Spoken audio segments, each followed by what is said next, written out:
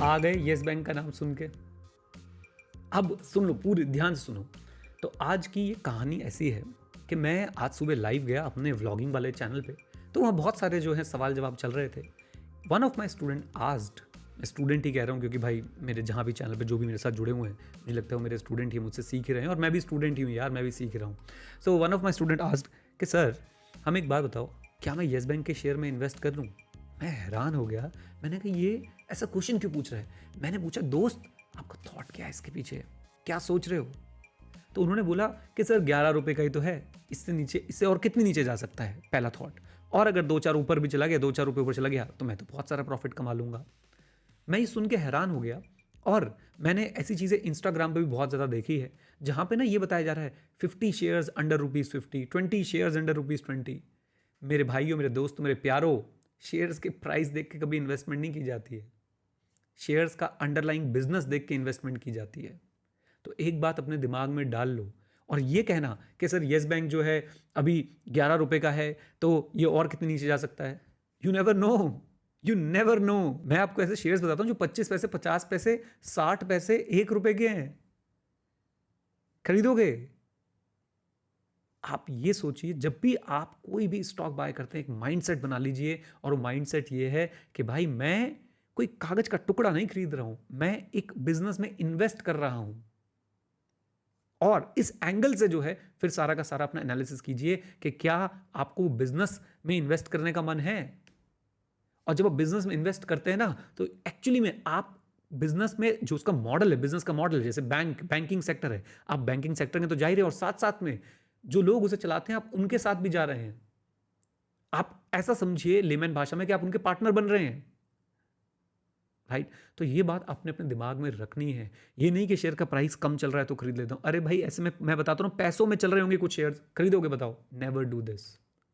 Always always always keep this in mind कि सबसे पहले आपने देखना है कि क्या वो बिजनेस आपको पता है, फिर बिजनेस जो संभाल रहे हैं मैनेजमेंट के बारे में आपको कितना पता है, मैनेजमेंट के बारे में रिसर्च कीजिए, फिर उसके फंडामेंटल्स देखिए, यानी कि उसकी फाइनेंशियल स्टेटमेंट्स देखिए, उसका return on capital employed year on year बढ़ रहा है या नहीं बढ़ रहा है, या फिर एक एक जैसा ही बना रहे यार, बहुत ज्यादा बढ़ गया है तो एक जैसा ही बना रहा है। और एक अमाउंट, एक पर्टिकुलर परसेंटेज अपने माइंड में फिक्स कीजिए डिपेंडिंग अपॉन इंडस्ट्री, कि इससे ऊपर जो है वो ROCE होना चाहिए, उसके रेवेन्यू ईयर ऑन ईयर बढ़ने चाहिए, उसके प्रॉफिट्स ईयर ऑन ईयर बढ़ने चाहिए, राइट?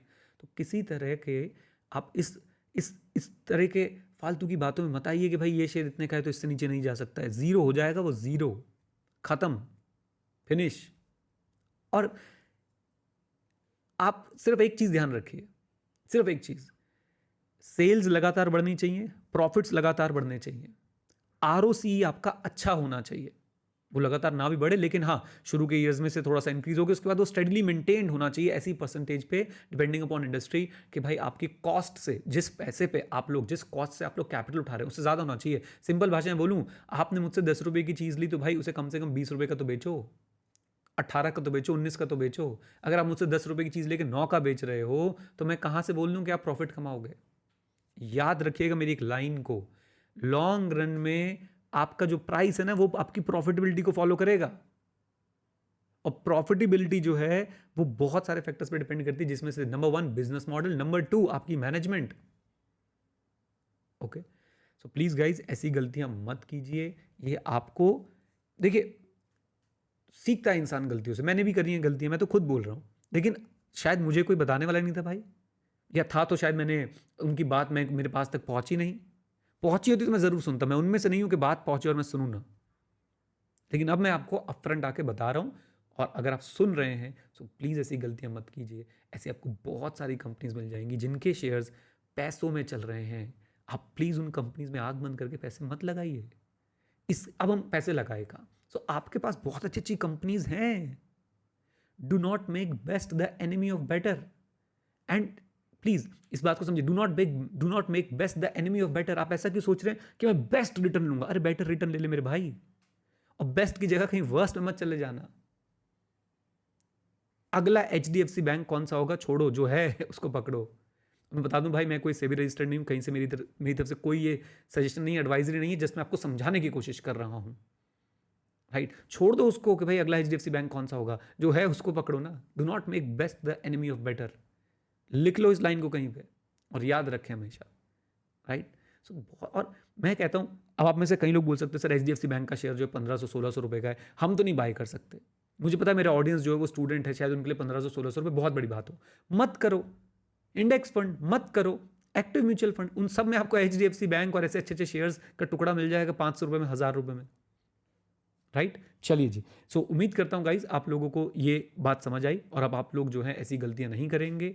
वीडियो अगर पसंद आई तो यूट्यूब के लिए इसे लाइक कर देना, क्योंकि जब आप लाइक करते हो तो यूट्यूब को पता चलता है कि भाई वीडियो ठीक है, सब तक पहुंचानी चाहिए। और कमेंट बॉक्स में अपने अपने ओपिनियन ज़रूर ज़रूर ज़रूर रखें। और अगर सही लगी हो, आपको कोई कह रहा हो कि येस बैंक में इन्वेस्ट कर दे, या आपको किसी आपके दोस्त ने बोला भाई मैं करने जा रहा हूँ इन्वेस्ट, तो उसके साथ ये वीडियो ज़रूर शेयर कीजिएगा।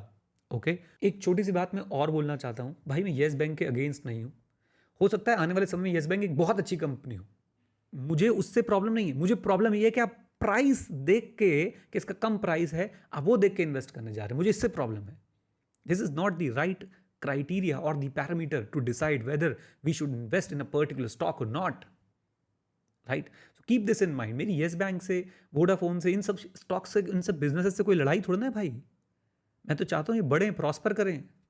बट पॉइंट इज कि आप इनकी प्राइस देख के जब इन्वेस्ट करते हैं और ये सोचते हैं कि अरे तो बहुत सस्ता चल रहा है, अरे सस्ता चल रहा है तो कोई बात तो होगी, सस्ता चल रहा है।